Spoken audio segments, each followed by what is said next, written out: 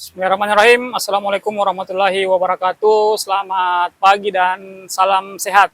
Ketemu lagi bersama saya Ega Sulfar di channel YouTube saya, channel GERD, Anxiety dan Psikosomatis. Namun sebelum itu, kepada teman-teman yang sampai dengan hari ini masih berada dalam lingkaran anxiety, GERD dan psikosomatis, saya doakan supaya teman-teman bisa cepat pulih, cepat membaik, dan cepat beraktivitas. Saya doakan. Pada hari ini saya berada di lingkungan kantor pemerintah, sedang baru saja melakukan aktivitas jalan pagi, ya 30 menit lah.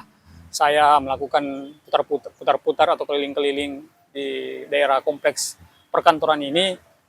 Kemudian saya meluangkan waktu untuk berbagi pengalaman terkait dengan anxiety, GERD, dan psikosomatis yang pernah saya alami seperti itu. Nah, hal ini penting karena apa yang saya alami itu menjadi banyak mungkin yang teman-teman rasakan juga seperti itu. Bahkan di Indonesia itu penderita GERD anxiety itu sudah jutaan seperti itu. Dan kabarnya juga katanya penyakit anxiety, psikosomatis atau gangguan mental itu di 2030 itu persentasinya meningkat seperti itu. Nah, ini yang kemudian membuat kita generasi-generasi selanjutnya itu harus berpikir bahwa kesehatan mental itu penting, apalagi dengan teknologi yang semakin modern, kemudian teknologi yang semakin canggih membuat kita menjadi malas untuk beraktivitas karena ibaratnya dunia itu sudah dalam genggaman. Apa yang tidak ada di dalam handphone seperti itu, apa yang tidak ada di dalam tablet yang kita punya gitu, semua sudah ada. Mau itu makanan, mau itu pendidikan, belajar, semua sudah ada di dalam, dan semua sudah didesain sedemikian rupa untuk manusia seperti itu. Namun banyak hal yang luput seperti itu dari perhatian kita, bahwa itu sangat mengganggu mental kita. Bayangkan ketika orang bermain handphone itu bisa berjam-jam seperti itu. Dalam sehari kan 24 jam. Itu mereka bisa menghabiskan 16 jam bermain handphone. 8 jamnya lagi itu tidur seperti itu.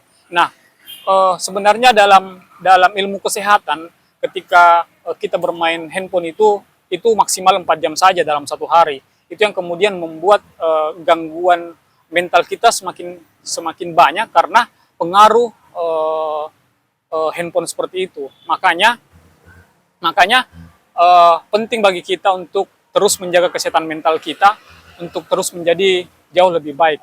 Namun pada kesempatan hari ini saya mencoba untuk melakukan sharing pengalaman terkait dengan GERD, anxiety, dan psikosomatis yang pernah saya rasakan, yaitu terkait dengan perasaan mual yang kita mual dan pengen muntah yang kita alami gitu ketika anxiety atau asam lambung itu naik seperti itu.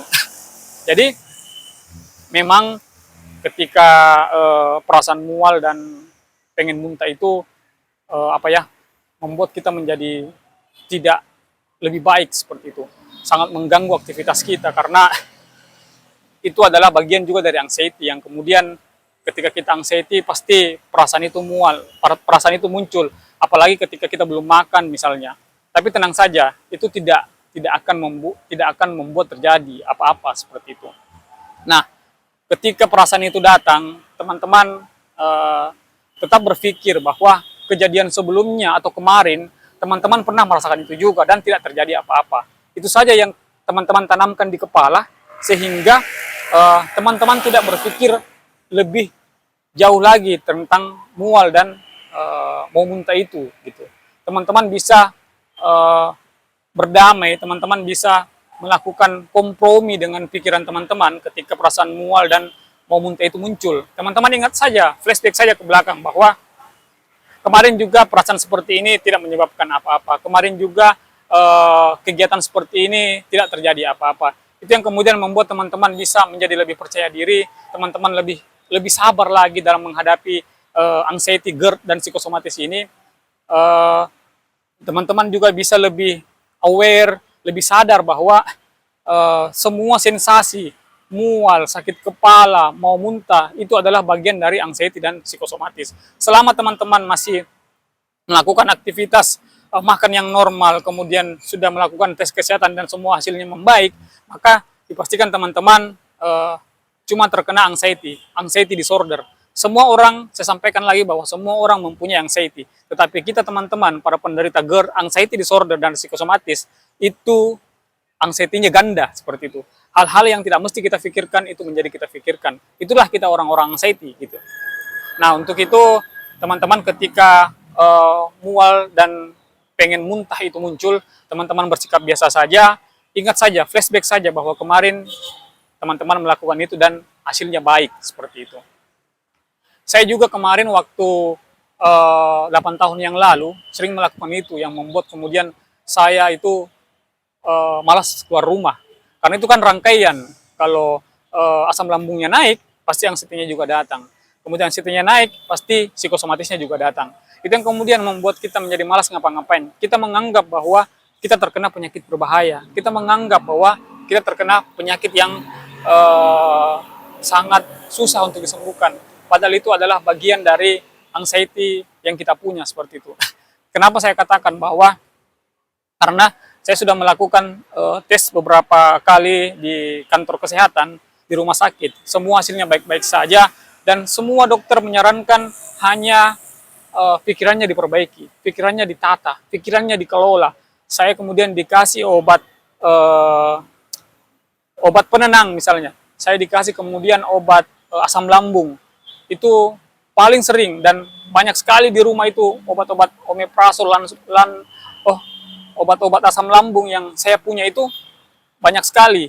Jadi dari situ saya kemudian menarik kesimpulan bahwa kalaupun saya terkena anxiety dan psikosomatis, pasti ketika saya berobat ke rumah sakit, pasti obatnya itu saja terus. Kalau bukan obat lambung, obat penenang, dan itu kemudian yang membuat kita semakin menjadi tidak lebih baik daripada kemarin. Nah, teman-teman juga pasti merasakan hal yang sama ketika kita sudah shopping rumah sakit dan semua dokter hanya menyarankan bahwa perbaiki pikiranmu, tata kelola pikiranmu, makan yang bergizi, makan yang baik, dan aktivitas kalau bisa berolahraga. Pasti itu saran dokter gitu. Jadi teman-teman, para penderita GERD, anxiety, dan psikosomatis ini harus memang lebih baik lagi dalam menata pikiran kita. Nah, makanya saya membuat channel untuk berbagi kepada teman-teman bahwa apa yang saya rasakan, apa yang saya lakukan waktu itu, semua adalah hal yang normal, semua adalah hal yang baik, yang kemudian membuat diri saya menjadi jauh lebih baik sampai dengan hari ini. 8 tahun bukan waktu yang sebentar. Ada juga yang 3 tahun sudah sembuh, ada juga yang 1 tahun sudah sembuh, ada juga yang 5 tahun baru sembuh. Dan ingat saja bahwa anxiety itu berulang, dia akan kembali lagi di waktu yang tidak kita bisa tentukan. Tetapi teman-teman bisa melakukan berpikir bahwa kalau anxiety ini datang, maka ini akan sama dengan yang kemarin, tidak menimbulkan apa-apa, seperti itu. Kalau anxiety ini kumat, itu sama dengan yang kemarin, tidak menimbulkan apa-apa.